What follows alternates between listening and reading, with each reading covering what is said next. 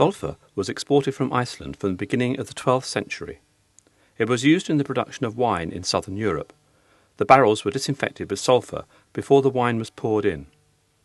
However, the great demand for sulphur only really began in the 14th century, when Europeans started their own serious production of gunpowder and firearms. The sulphur was sold in different qualities. 1 barrel of unwashed sulphur was equal to 1 barrel of flour, or 30 fish. A barrel of washed sulphur equaled 2 barrels of flour, or 60 fish. And 1 barrel of melted sulphur, the highest quality, equaled 3 barrels of flour, or 90 fish.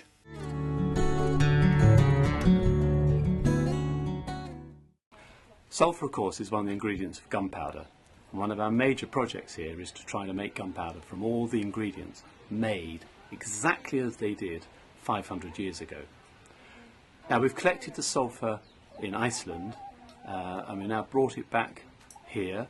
We have it here. It looks very pure, but it will be mixed with all sorts of impurities, bits of rock and minerals that we don't want in our final product. So we need to refine it, and we're going to use a method that was published in manuscripts 500 years ago.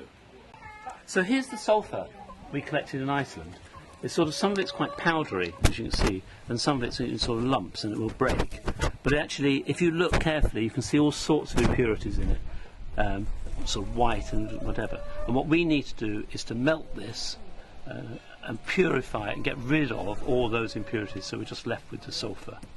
Now, the apparatus we're going to use is a close copy of illustrations produced about 500 years ago, and we have 2 illustrations of them, one by a man called Biringuccio and one by a man called Agricola, and it consists of essentially 2 ceramic pots which we've had specially made.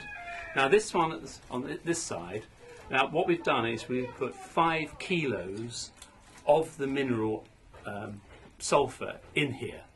We're then going to heat it up with this charcoal. We're going to heat it up from the base very, very slowly. And what should happen is the sulphur, which has a very low melting point, very low vaporization point, will then vaporize and make a vapor, which then comes down the nozzle, comes into this second receiving vessel here, where it cools. And what we hope will happen is it will then cool enough to become a very thick liquid, and will then drip out of this nozzle at the bottom into the jar we've got here, into the basin here. Now, that is the theory, that is what all the illustrations tell us, but we've no idea if this is going to work.